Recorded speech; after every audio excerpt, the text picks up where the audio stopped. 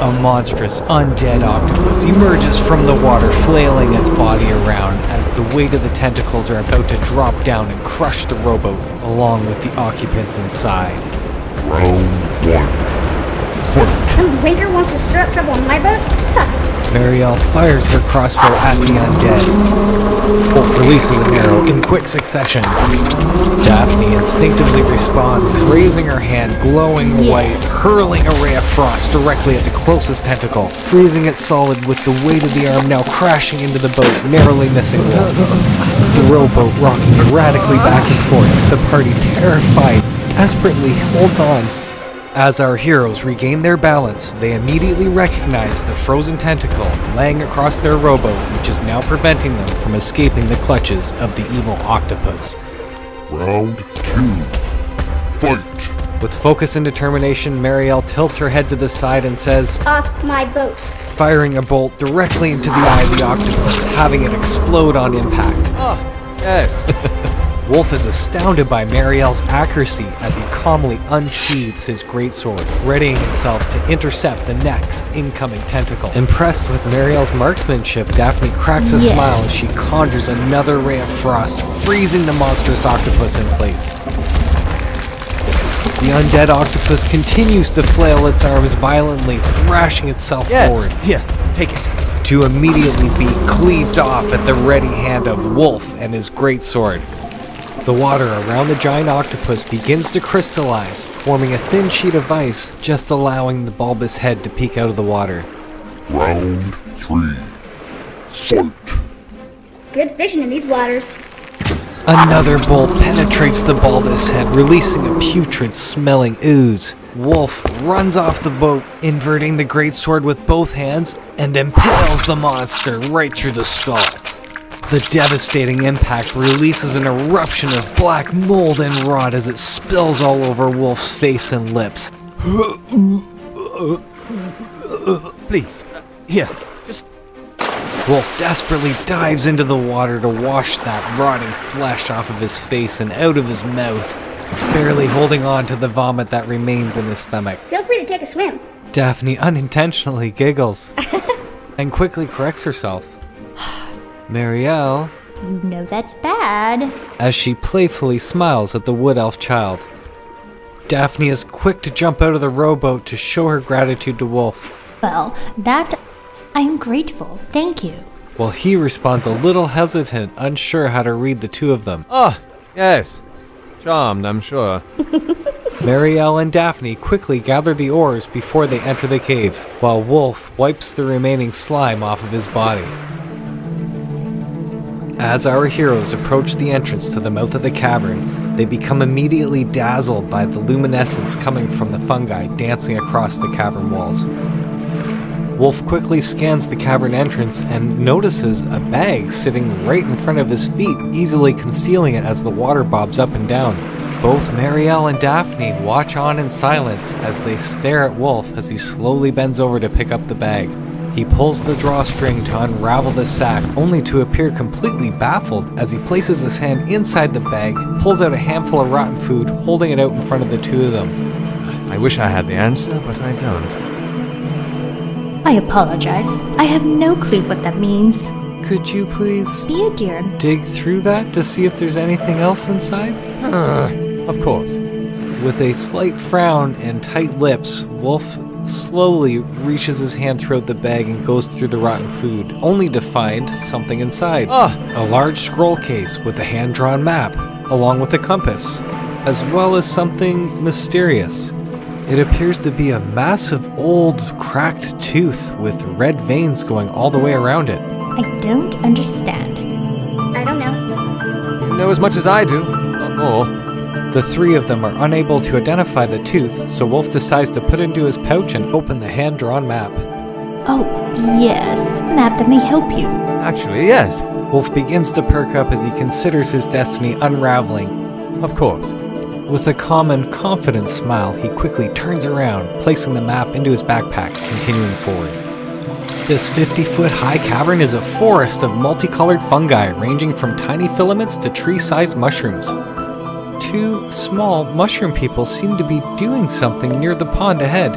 Just beside them, a natural staircase of stone columns along the east wall leads up 10 feet to a higher cave area in the north. Water appears to be coming from the upper cave and flowing down to the pond below. Ah, yes. Let us chat a bit. Yes. Daphne briefly stops to peek and hopes to find a heart-cap mushroom. With only but a few seconds to take a glance, Please. she quickly catches up with the party. Of course. While Marielle curiously walks towards the two little mushroom people. Tear my hide if that ain't a surprise. As she advances towards them, a sickly-looking mushroom begins to stir to life. Round 1. Fight. The yellow fungi's root-like feelers creep across the cavern floor as it extends a tendril, touching Marielle with its decaying rot. Daphne, quick to protect Marielle, throws a beam of ice directly at the plant, freezing it in place, solidifying it to the ground. Wolf runs 10 feet ahead, unsheathing his great sword, holding it above his head and swinging in a counterclockwise direction, chopping the plant clean in half. Keep your eyes open and stay safe. Marielle growls as she clutches her shoulder in pain. One of the mushroom people quickly runs up to Wolf, and both of them start to shake their heads violently, releasing some sort of mystical powder from their spores. A miasma of sulfur hangs in the air, stinging the nostrils, which is accompanied by an overwhelming sense of anxiety and plight coming from the myconid sprouts. Round 2. Fight. Another decaying vine slowly creeps out of the forest of fungi and lashes out at Daphne, just missing her as she dodges in the nick of time. Completely undetected from behind, another decaying plant reaches out and grabs Daphne's leg, pulling her down to the ground, rotting her leg with its touch. Another tendril darts forward, attempting to grab Daphne's throat, Shield. only to be perfectly parried by Daphne's reaction time, conjuring a first-level spell, Shield. A third tendril lunges forward, quickly bouncing off the invisible barrier that Daphne has created, allowing her to narrowly escape the decaying rot. Wolf sees that just 15 feet in front of him, Daphne's about to be captured by two deadly plants. He instinctively sheathes his greatsword, runs over to her, Here. and latches onto Daphne's extended arm as he drags her back 10 feet to safety. Daphne pulls herself up using Wolf's arm and says, Thank you. and then quickly turns around, squinting her eyes, manifesting a massive beam of ice, freezing it against the cavern wall. After getting into position, now seeing the deadly plant is unable to move, Marielle decides to fire one of her own at the adjacent plant, fusing it directly to the rock. Meanwhile, two adult myconids descend the stone staircase as they hear the commotion going on during battle. Round 3. Fight. The yellow fungi relentlessly thrash their tentacles around, cracking the ice, breaking free. Of course. Wolf's eyes squint as he looks annoyed. Then he equips his longbow, loading an arrow, blasting a mushroom cap into pieces. Daphne peers over at Marielle to see her clutching her arm while holding her crossbow. No. The wizard resourcefully rips off a leather tassel from her decorative pouch and slaps it on Marielle's back, while waving her hand and saying, Take care. which instantly creates a protective magical force surrounding Marielle for the next 8 hours. Releasing her injured shoulder and holding her other arm, steadying her crossbow, she fires in between all the floral, Yes. which obliterates the fungus. Meanwhile, the two myconid adults continue to descend the stone staircase, attempting to grab their sprout friends. Round 4. Fight. The decaying plant slowly moves forward, creeping on its tendrils. Wolf grabs another arrow from his quiver and starts to strafe to the left, giving him a clear line of sight, charges his bow at full power, and then releases a shot, ripping through the mushroom caps as its stems flutter around erratically. Ah, yes. The moment they turn around and meet eyes with the myconids, a feeling of despair and suffering fills the mind as you see their leader, Senensa, is on the brink of death. I apologize. I haven't the slightest idea. Where your leader, Senensa, could be. In response, one of the larger myconids grabs Daphne's hand. Holding her hand, it leads her down a narrow tunnel as the feeling of a child losing its parent starts to overwhelm Daphne, while Wolf cautiously waits until the end of the line to ensure that Marielle will be fully protected this time. As everyone advances through the tunnel, a sickening smell of sulfur hangs in the air, making Wolf a little apprehensive as they just rush in. As soon as they enter the other side, they notice it reeks of rot and the floor is covered with decaying vegetation. 3 small mushroom folk are working amid the filth. Their little heads bob up in unison, appearing startled. A large object in the southwest corner of the cave appears to be the size of a cart, clinging to the wall and ceiling, glistening like a glob of jelly.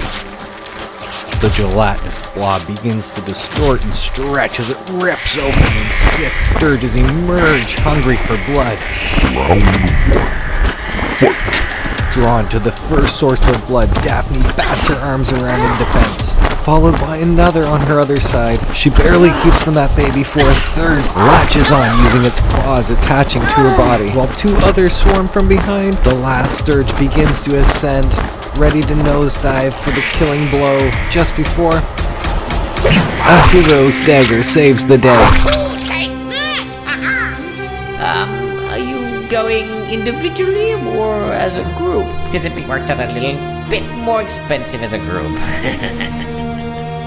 The thief's dagger narrowly misses Marielle's head, spraying Wolf's face with the sturge's blood.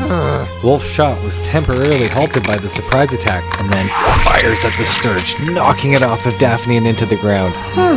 Quickly remembering the protective spell that Daphne imbued her with, Marielle drops to the ground, crawling 15 feet to grab her decorative pouch, ripping off a piece of leather, and then slapping her butt while waving her arm, saying, Take care of yourself.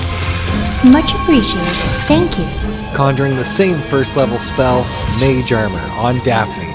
With Marielle adding to her defenses, this gives her just enough time to grab a healing potion, pop open the cork with her mouth, and then guzzle it. Yes.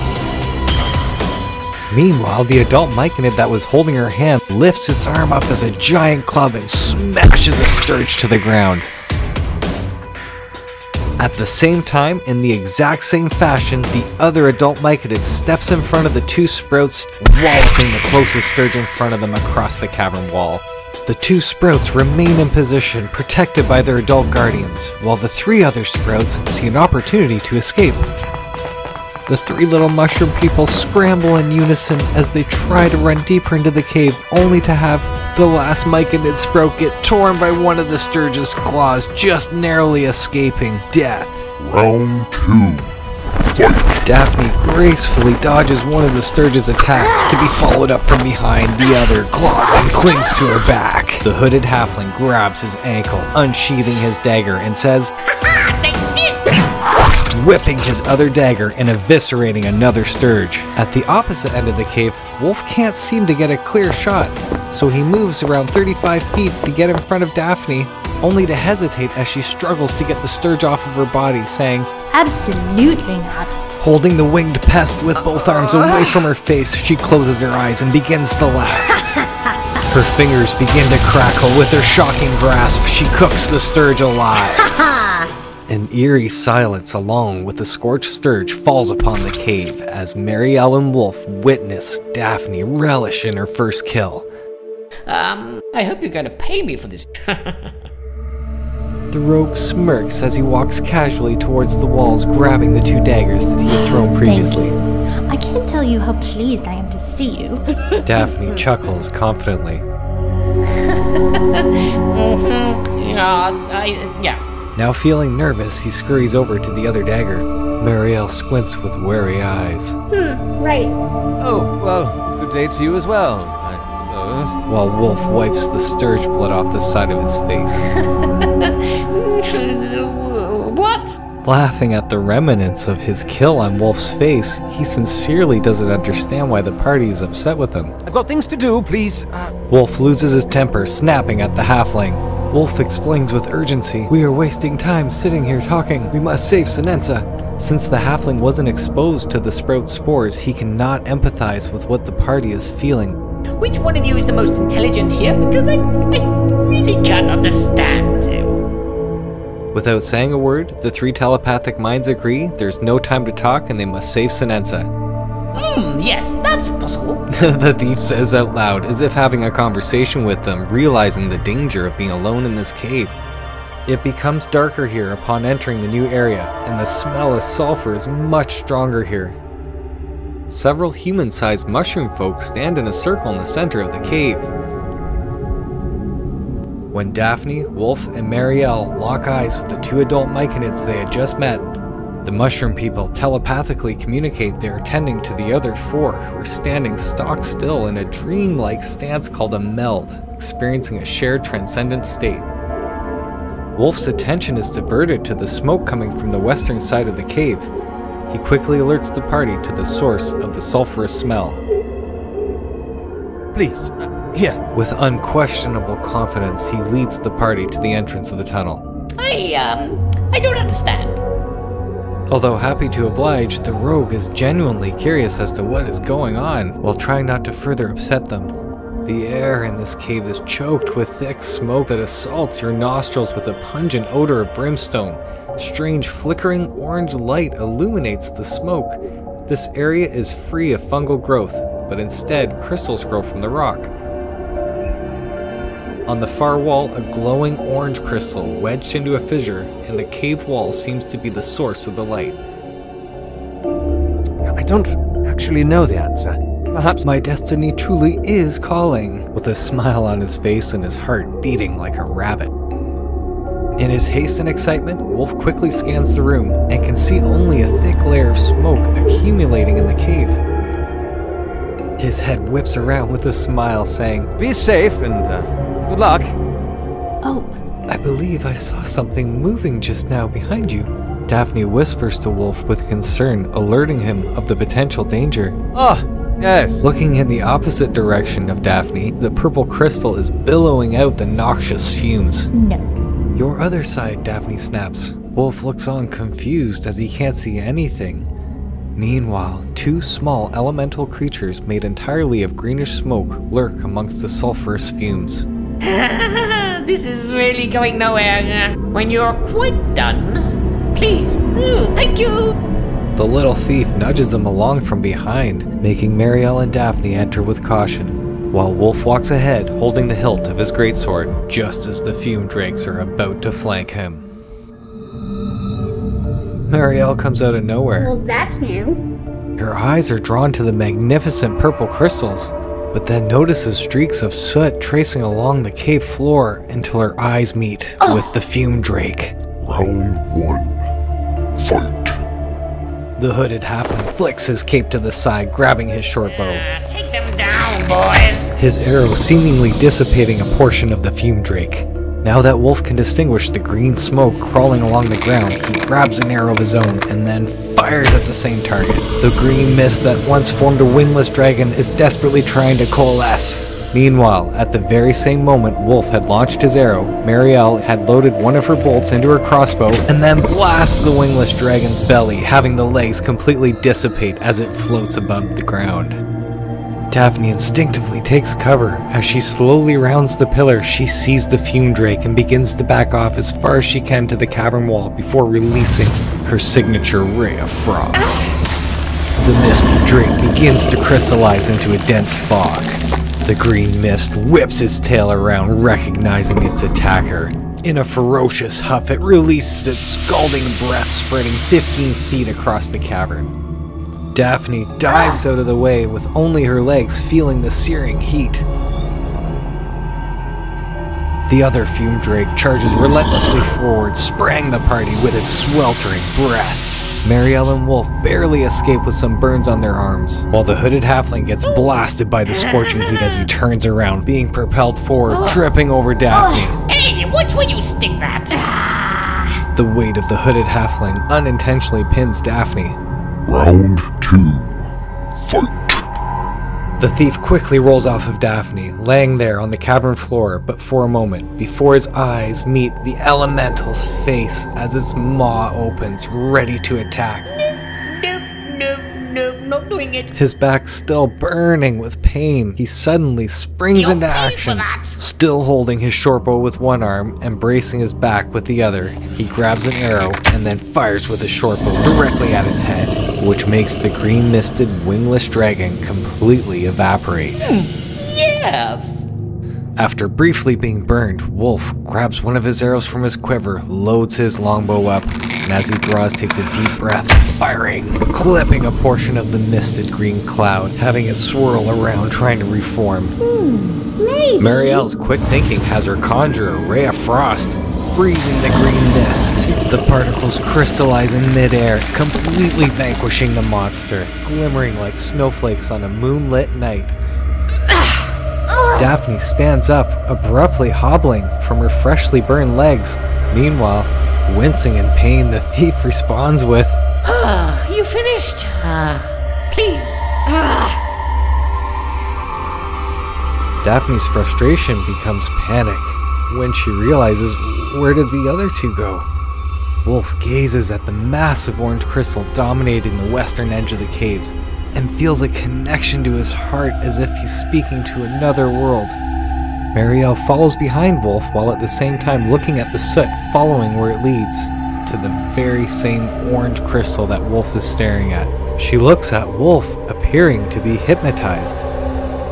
Daphne is still able to telepathically feel Wolf's excitement, so she quickly rushes in to see where he is. Okay. He says cooperatively, trying not to express his true frustration. Oh, gazing at such a beauty, one can easily overlook the terrible force bound within it. Daphne identifies the enormous orange crystal's origins as it radiates heat and shimmers liquid flames as she discovers it's from another plane altogether, the elemental plane of fire.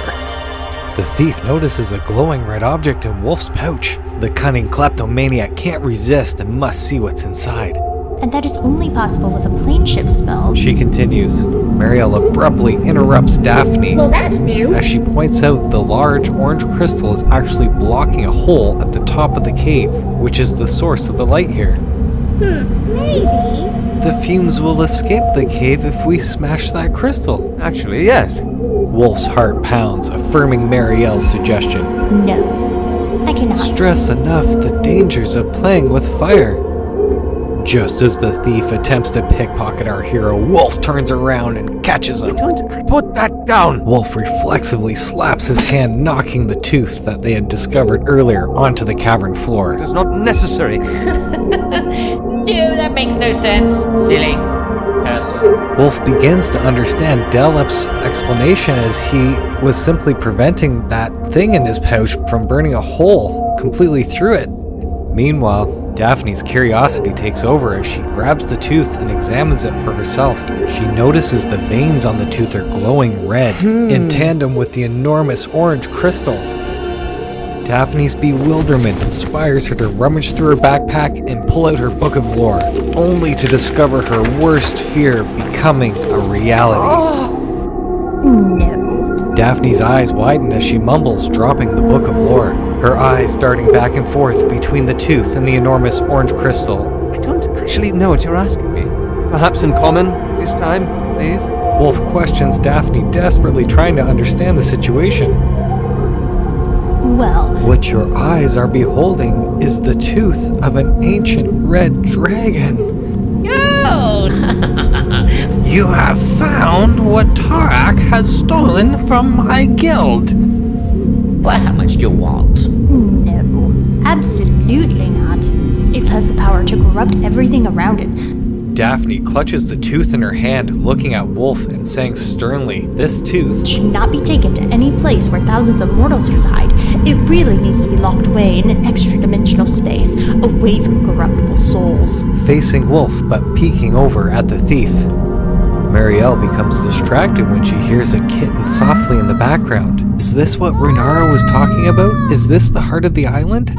Is Mittens really here? The sound reverberates from the enormous orange crystal, making Marielle fire her crossbow to save her friend. Beams of light burst out of the crystal, illuminating the entire cave, releasing a 2-foot chunk of smoldering obsidian. The stony egg quickly cracks in all directions, spitting magma onto the floor. Intense heat washes over the fire snake as it emerges from its stony shell. Round 1.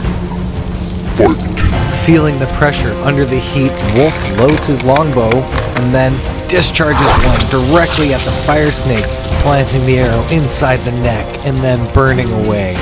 Pinching an arrow from his quiver, the halfling loads his shortbow, only to have it disappear into the flames. In a panic, he moves backwards to distance himself from the heat. Daphne desperately dives to the cavern floor, scrambling to grab her life's work before it gets burned away, throwing it into her backpack just in time to face the sizzling snake. Go soak your head. Marielle attempts to put the fire out by bursting it with a ray of frost, revealing the snakeskin for only a moment. She then backs up as far as possible, keeping the creature in her line of sight. The larval salamander slithers forward, focused on Daphne, attempting to gain possession of the glowing red tooth in her hand. Unable to use his longbow with accuracy, Wolf reflexively kicks the fire snake, bruising the beast's belly but cooking Wolf's calf from the contact. The fire's focus still remains as it opens its mouth and lunges at Daphne, only to have her mage armor deflect the attack. But the speed of the snake's tailspin knocks Daphne across the cavern, smashing her back against the wall and her head against the floor. Blood begins to pool below Daphne's head, and her body appears to be lifeless. Round 2. Fight! Wolf's heart sinks and he feels his fate flashing before his eyes. Unsheathing his greatsword, he sacrifices himself, attempting to slay the monster. Wolf slashes through the snake, spewing magma all over his arms and hands, burning him alive. The thief's heart begins to pound out of his chest as he flails the snake with his dagger. Marielle can see that Daphne is not breathing, so she quickly slides over to her, clutching both hands together and pounding on her chest, repeatedly trying to revive her. Marielle is able to stabilize Daphne just in the nick of time. She flips over onto her back, protecting Daphne as the fire snake bleeds magma. The raging reptile lashes out at Wolf with its fiery fangs. Wolf dodges the flaming face, but is caught off guard and knocked into the rock pillar.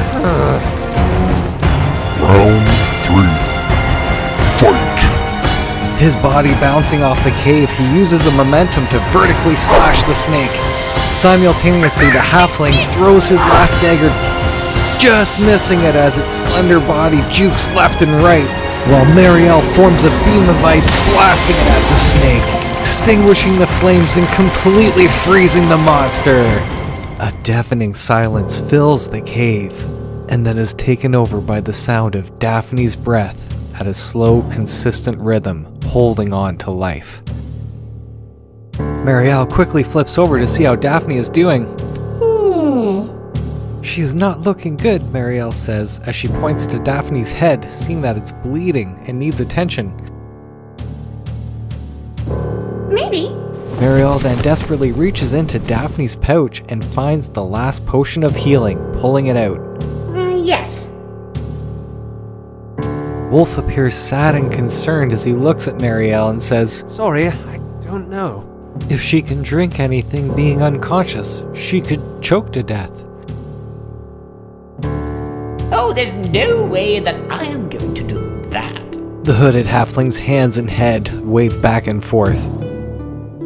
What do you mean you won't? Do that, Marielle questions with a scowling face. Oh, so you Didn't know Tarok was our guild poisoner, did you? Wolf and Marielle look at each other, completely stunned in disbelief. That's correct, yes. An avid botanist and a ruthless poisoner, Tarok is a liar and a traitor as far as the thief is concerned. He then calmly walks over to the three of them and then goes to grab the tooth off the cave floor.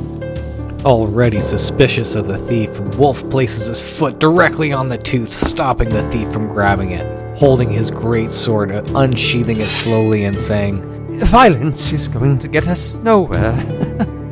The halfling already bent over and Wolf's greatsword drawn and ready for a guillotine. The thief quickly responds with, Please, no. Wolf uses the greatsword, pointing it right at the halfling, pushing him away from the tooth as he goes down and grabs it for himself, putting it into his pouch. It really is mine, you know? The thief insists with sincerity. Meanwhile, Marielle still worries for Daphne's safety, so she goes down over to her, using the potion of healing, and then applies it to the back of her head where the wound is. Daphne's facial muscles begin to twitch, and then her eyes pop open. The wizard begins to focus on Marielle's face, and the first thing she says is, "The fire crystal." Yes. Marielle, I have told you countless times not to play with that. Yes. but I swear I heard Mittens inside of the crystal calling out for me, just like Renara said. Possibly. Daphne stands up as if awoken from a long slumber. I couldn't say one way or another. However, it seems clear to me that the crystal, snake, and those elementals are from the elemental plane of fire. In a panic, Daphne looks at her open hands. No. Ah, yes. Wolf reassures Daphne, showing her the tooth in his pouch, safe and secure. No. The rogue relentlessly objects and insists this is from the Gilded Gallows, and he must return home with it. Look, Sinensa. Sister needs me at his side. I have to get going. Sorry.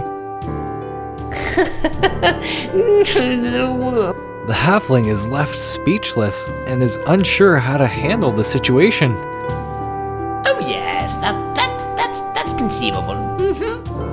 Realizing there's a 3-hour boat ride yet ahead, he has plenty of time to convince the party the ownership of the tooth. Without saying a word, Daphne, Marielle, and Wolf walk towards the entrance of the cave completely in sync, as if they were one body. The smell of sulfur is gone and the air quality is much better here. The moment our heroes enter the heart of the cavern, all of the myconids turn at once, taking notice. The mushroom people move in harmony and surround their 4 saviors. Oh, a pleasure to see you, Andres. With the 3 of them still connected to our fungal friends, they experience the expression of extreme gratitude and appreciation. Unbeknownst to their hypnotic exchange, the hooded halfling begins to feel a little frightened and has a sense of urgency to leave the caverns. Okay. Are you going now? Good. Bye-bye. Meanwhile, with fervent adoration, the myconids project their willingness to help our wounded heroes in any way that they can, reassuring the party that Sinensa and the rest of the myconid family will now get to fully recover. Yes. Daphne's first thought that comes to mind are the heart-cap mushrooms that Turok had spoken about, making potions of healing. And in no time whatsoever, all of the myconid sprouts and most of the adults scramble around the cavern, seeking out the heart-cap mushrooms. While the 2 myconid adults encountered earlier remain and introduce themselves as Hypsis and Rigoso, offering their assistance to escort the party out of the cave. Actually, yes. Wolf responds with a sense of relief, as this will allow them to navigate the caves with ease, helping them get home safely. They are quickly greeted by more mushroom people who are gathering heart-cap mushrooms and delivering them in the same sack that Turok had left behind. I can't tell you how pleased I am to see you. What have you brought me? I am grateful. Thank you. Oh, thank you very much for your time, and let's get out of here now. The rogue quickly interjects, pressing the party to be on their way. Pull off with you then. Bye-bye. Worried that the thief could actually take off on them, the party quickly turns around and follows him to the boat. The 3 of them dislike the thief controlling the situation. Please, you're, rushing me. Yes. Indeed. The feeling of tension hovers above the boat like a fog, having their victory squandered by the burglars' behavior. Oh, you want to know More about Turok? do you? Okay. Well, if you Whoever listens to a word he says, be sure not to believe it. The thief continues on a tirade explaining the career that Turok had as a cowardly poisoner, and to think he believed him when he said he didn't have what he had taken from the guild. Ha! I want nothing to do with that scar-faced Hulk. The sooner he slips off his mortal coil, the better. It is evident after being on the boat for a couple hours listening to the thief rant that Turok indeed is not explaining the full story. Our heroes, beaten and bruised, slowly approach the docks at night, only to see a shadowy figure pacing back and forth. The thief points at the docks and foams at the mouth. With a grimace, he says, Make them pay with their blood! slowly unsheathing his dagger as he spots the mysterious man known as Turok, who looks panicked as he awaits the party's arrival. Ah, good. Welcome, friends. Be sure to subscribe and don't miss out to see how my party handled this adventure using the entire Warlock Tile gaming system. Next chapter, number 3, Cursed Shipwreck, coming very soon. Thank you, and now can you go away?